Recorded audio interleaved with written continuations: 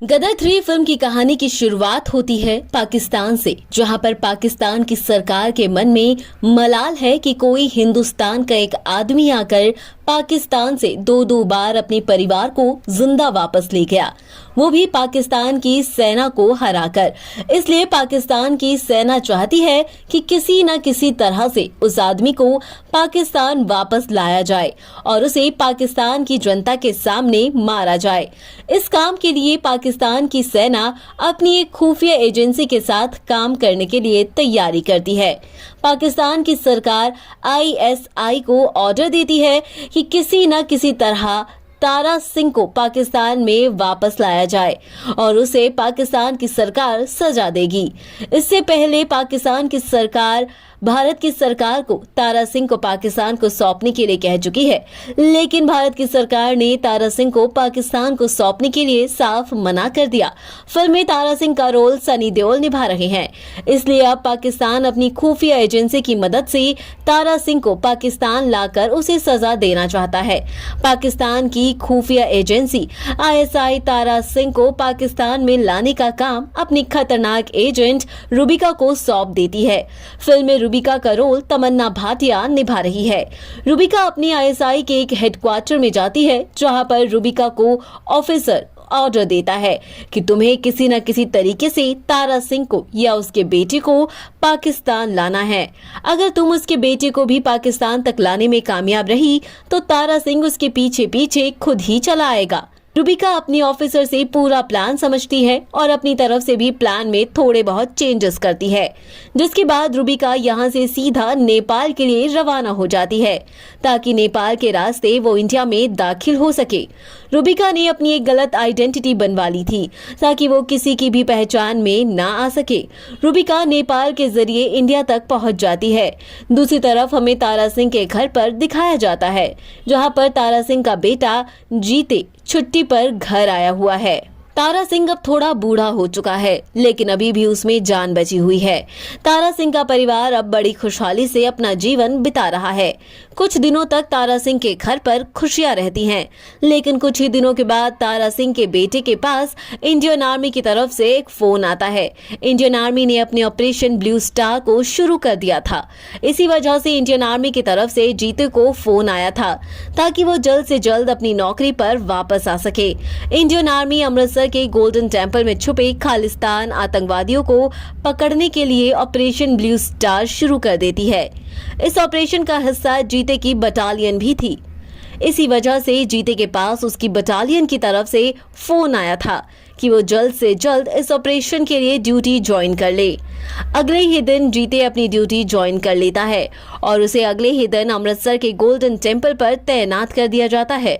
यह ऑपरेशन कई दिनों तक चलता है, लेकिन आतंकवादी गोल्डन टेम्पल से बाहर आने का नाम नहीं ले रहे थे।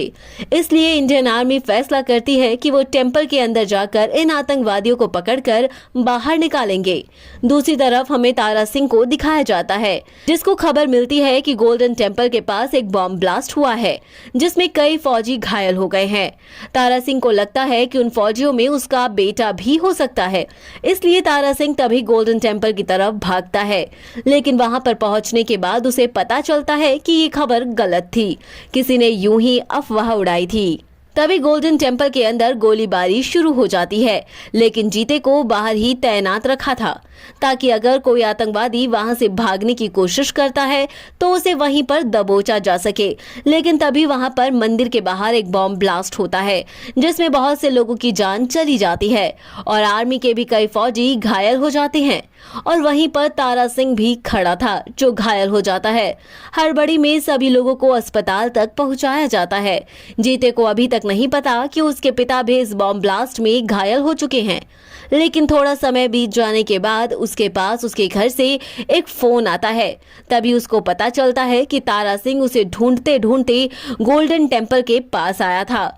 इसलिए जीते थोड़ा परेशान हो जाता है और अपने पिता को ढूंढने लगता है। जीते भागते भागते हॉस्पिटल जाता है और बॉम्ब ब्लास्ट में सभी घायल हुए लोगों को देखने लगता है।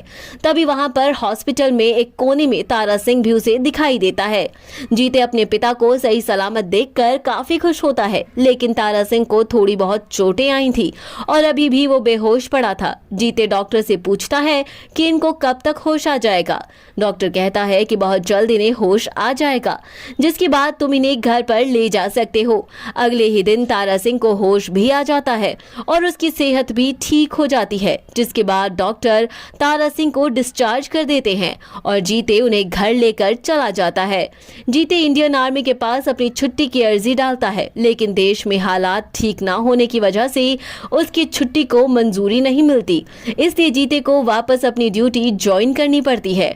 दूसरी तरफ हमें रूबिका को दिखाया जाता है, जो कि तारा सिंह का एड्रेस ढूंढते ढूंढते उसके गांव तक पहुंच जाती है और अब वो उस तारा सिंह के गांव में तारा सिंह के घर तक भी पहुंच जाती है और वहां पर जाकर उसे पता चलता है कि तारा सिंह अभी घायल है और यही सही समय है उसे पाकिस्तान ले जाने का, क्योंकि तारा सिंह घायल अवस्था में ज्यादा कुछ कर नहीं पाएगा। हेलीकॉप्टर में जाते हैं तो हम उन्हें जल्द से जल्द पकड़ सकते हैं।